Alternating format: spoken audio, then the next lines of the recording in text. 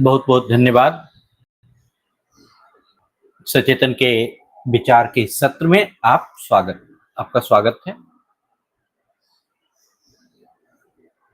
कल हमने कल या पिछले जो एपिसोड था उसमें हमने बात किया था तपस्या के बारे में, तप के बारे में। अगर आम तरीके से तप शब्द को सुने तो हमेशा हमारे मन में यही ख्याल आता है कि ये एक कोई कठोर व्रत करना, शरीर को कष्ट देना या कोई बहुत बड़ी उपासना कर लेना, इसी को तपस्या कहते हैं। तपस्या वह चीज नहीं है। तपस्या अगर हम देखें तो उपनिषद में एक बड़े ही साफ शब्दों में लिखा गया है तपस्या के बारे में। कहता है तपसा ब्रह्म विजिज्ञासस्व, अर्थात अगर ब्रह्म को जानने की इच्छा हो तो तप करो, साधना करो। किसी भी चीज को जानने की इच्छा हो, कोई चीज पाने की इच्छा हो, कुछ करने की इच्छा हो, कुछ सोचने की इच्छा हो, कुछ समझने की इच्छा हो, तो तप करनी चाहिए, साधना करनी चाहिए। तो तप या तपस्या इसका अर्थ जो है केवल कठोर व्रत या शरीर को देना नहीं है, बल्कि आपको मन, वाणी, कर्म इन सब को एकाग्र करके उस सत्य की खोज करना। सत्य क्या है? जिस चीज को आप जानना चाह रहे हो वही सत्य है जिंदगी का। अगर आप डिसेबिलिटी के बारे में जानना चाह रहे हो तो डिसेबिलिटी के बारे में खोज करो। आप जिस पढ़ाई में पढ़ना चाह रहे हो उस पढ़ाई की खोज कर लो। जिस काम को करना चाह रहे हो उस काम की खोज कर लो। जो डेटा बनाना चाह रहे हो उस डेटा की खोज कर लो। तो आप जिस चीज की खोज करना चाहते हो वही आपके सत्य की खोज है। और उस सत्य की खोज के लिए हमें तपस्या करनी है। हमने कहा कि कोई भी काम करनी हो, कुछ भी करना हो तो उसको तपस्या करना है, और उसके लिए हमें मन से, अपने वाणी से और अपने कर्म से, इन तीनों रूप से हमें तप करने की जरूरत है। इसलिए तप के तीन रूप हैं। शारीरिक तप, आप देखिए कि शरीर को संयमित रखना। कैसे आप शरीर को संयमित रखेंगे? आपका खान पान, आपके शरीर का अभ्यास, योगा, व्यायाम, चलना फिरना, आप शरीर को कैसे अच्छे से रखते हैं। अब यही शरीर माध्यम बनता है किसी सेवा करने का, किसी को काम करने का। तो आप जब तक आपका शरीर स्वस्थ नहीं होगा तो उस तप को जब तक नहीं करेंगे तो सेवा जैसा तप तो आप कर ही नहीं सकते, और इसी शरीर के माध्यम से आप सेवा करेंगे। इसके लिए शरीर को हमेशा स्वच्छ रखिए, प्रतिदिन नहाना, इसकी साफ सुथरा सफाई। इस शरीर की अगर आप सफाई नहीं करेंगे तो आप बीमार हमेशा के लिए होते रहेंगे, हमेशा आप बीमार पड़ते रहेंगे। इसीलिए प्रतिदिन नहाना एक जीवन शैली का एक भाग है। आप शरीर की स्वच्छता के लिए नाखून काटना, बाल काटना, ये शरीर का भाग है। आप आंख, मुंह, नाक ब्रश करना, ये सब शरीर की स्वच्छता है, और ये अनुशासन से पालन करना है। अगर आपको शरीर का तप करना हो तो अनुशासन से पालन करना है, प्रतिदिन करना है। अनुशासन का मतलब होता है कि पूरे कर्तव्य निष्ठा से उस काम को करना और प्रतिदिन करना। ऐसा नहीं कि आज कर लिया तो कल नहीं करे। तो शारीरिक तप करना, इस शरीर के लिए तप करना। देन वाचिक तप। वाचिक तप का मतलब होता है बोलने से, अपने वचन में आप कैसा बोलें वो बहुत महत्वपूर्ण है। आप सत्य बोलिए। सत्य का मतलब पूरी तरह से खोज कीजिए उस चीज के बारे में, पूरी तपस्या कीजिए उस चीज के बारे में, तब उसके बारे में बोलिए। ये नहीं कि जीवन में मन में कुछ आ गया तो हम बोल दिए, नहीं। इसके लिए भी वाचिक तप करना होता है। बोलने के लिए भी आपको तपस्या करनी होती है कि हम सत्य बोले, मधुर बोले, हितकर बोले, ऐसी वाणी बोले। बड़े अच्छे से कहा गया है कि ऐसी वाणी बोलिए मन का आपा खोल, औरों को शीतल करे, अपनों को शीतल करे, औरों भी शीतल हो। मतलब दूसरे को भी शीतल करे वो वाणी, और आपको भी शीतल करे। और ऐसी वाणी बोलिए कि मन का आपा खोल, आपका जो मन का जो आपा है वो पूरी तरह से जो है कि अच्छे से खुल के आए। तो वाचिक तप भी बहुत आवश्यक है। और तीसरा जो तप का रूप है वो है मानसिक तप। मानसिक तप बहुत ही कठिन है, एक साधना है। मन को शांत करना, मन को पवित्र करना। आप शरीर से भी ज्यादा मन अपवित्र रहता है। मन को पवित्र करना कि मन में अहंकार नहीं आए, मन में किसी के प्रति भेदभाव, कोई ऐसी चीज नहीं आए। जब आप मन शांत होगा, मन पवित्र होगा, तब आप किसी चीज का चिंतन बड़े अच्छे से कर सकते हैं। अगर आपको ईश्वर का चिंतन करना हो, अल्लाह का चिंतन करना हो, भगवान का चिंतन करना हो, गुरु का चिंतन करना हो, किसी विषय का चिंतन करना हो, तो आप चिंतन में स्थिर जब तक नहीं होंगे तब तक कुछ हो ही नहीं सकता है।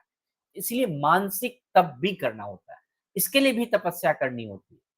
तो एज ए साधक हम सभी अपने अपने जीवन में साधना करते हैं, तप करते हैं किसी चीज को पाने के लिए, तो हम साधक हैं। तो इन तीनों स्तर पे हमें साधना करनी चाहिए। तो क्या होगा इससे? जो भीतर की अशुद्धि है, आपके अंदर की जो अशुद्धि है, वो जल जाएगा, वो खत्म हो जाएगा। अहंकार जो है वो पूरी तरह से खत्म हो जाएगा, गल जाएगा। और अंतःकरण जो है वो सत्यमय हो जाएगा, प्रकाशित हो जाएगा, प्रकट हो जाएगा। आपका अंतःकरण सही हो जाएगा। यही समझना जो है, जिसको हम कहते हैं ब्रह्म ज्ञान होना। लोग ईश्वर को समझना, कुछ समझना, कुछ समझना, वो भी एक भाग है।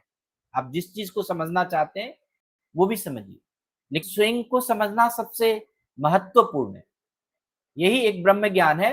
अगर आप जिस दिन ये ज्ञान आप समझ जाएंगे, तो ज्ञाता, ज्ञेय और ज्ञान। ज्ञाता मतलब कि हम जानने वाले हैं, ज्ञेय जो चीज को हम जान रहे हैं, जिस चीज से हम पढ़ रहे हैं, जैसे कर रहे हैं, ये सब एक हो जाएगा। तो तप के माध्यम से कोई भी साधक बहुत अच्छा अनुभव कर सकता है। और वह अनुभव क्या होगा कि आपको बहुत बढ़िया सब चीज मिल जाएगा? नहीं, आपको अनुभव होगा कि मैं सिर्फ और सिर्फ ये शरीर नहीं हूं, मेरा मन ही सिर्फ सब चीज नहीं है। आप उस चैतन्य को पा जाएंगे। आप कहेंगे कि मैं वही चैतन्य हूं जो सब में व्याप्त है। अर्थात आपकी जो चेतना है उस लेवल में पहुंच जाएगी।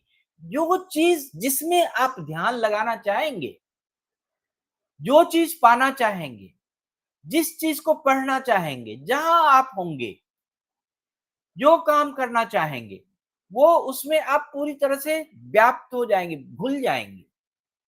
और अगर जीवन में ये चीज मिल जाए कि हम जो करें वो एकदम परफेक्ट हो जाए, जो चीज पढ़े वो परफेक्ट हो जाए, जो काम करे वो परफेक्ट हो जाए, तो इससे कुछ भी असंभव नहीं है।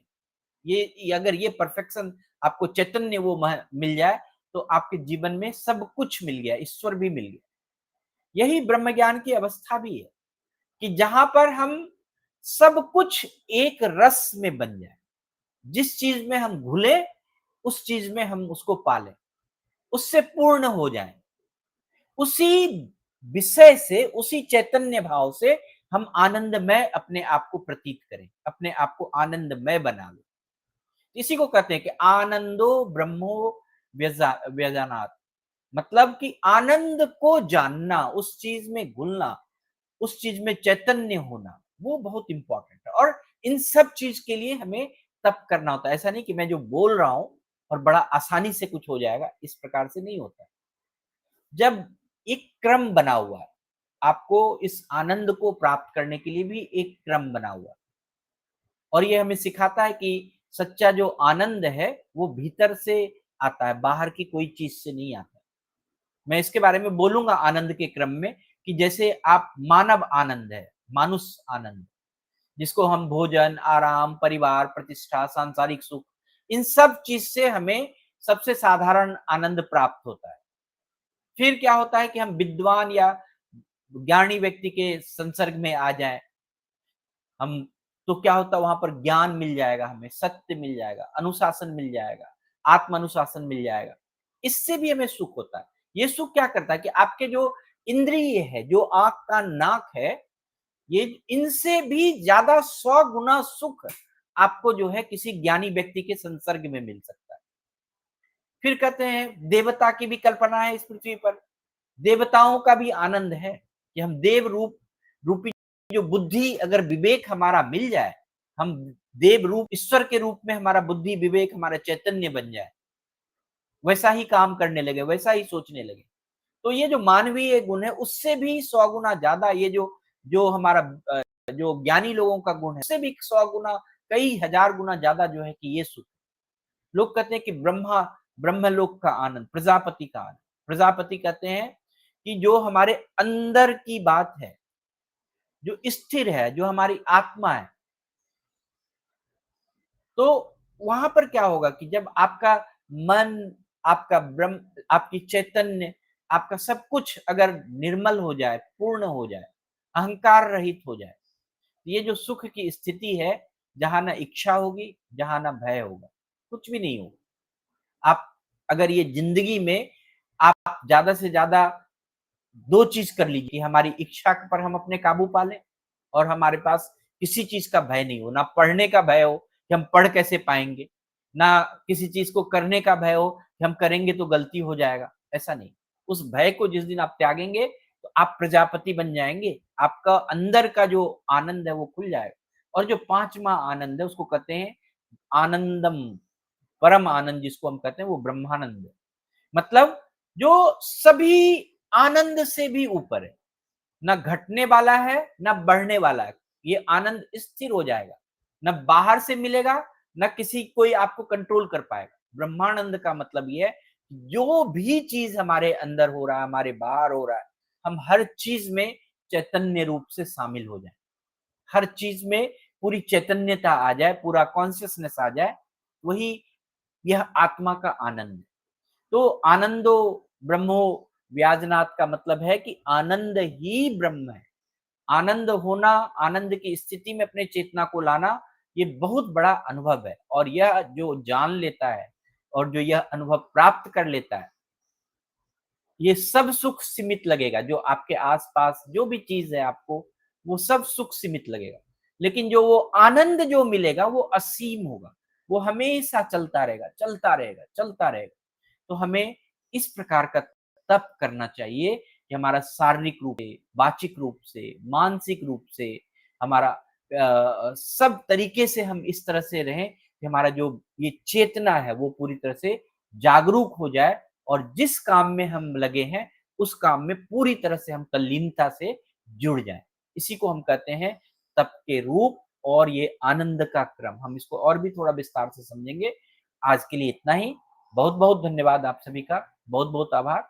आपके मन में कोई भी प्रश्न है, कोई भी विषय है जिसको जानना चाहते हैं तो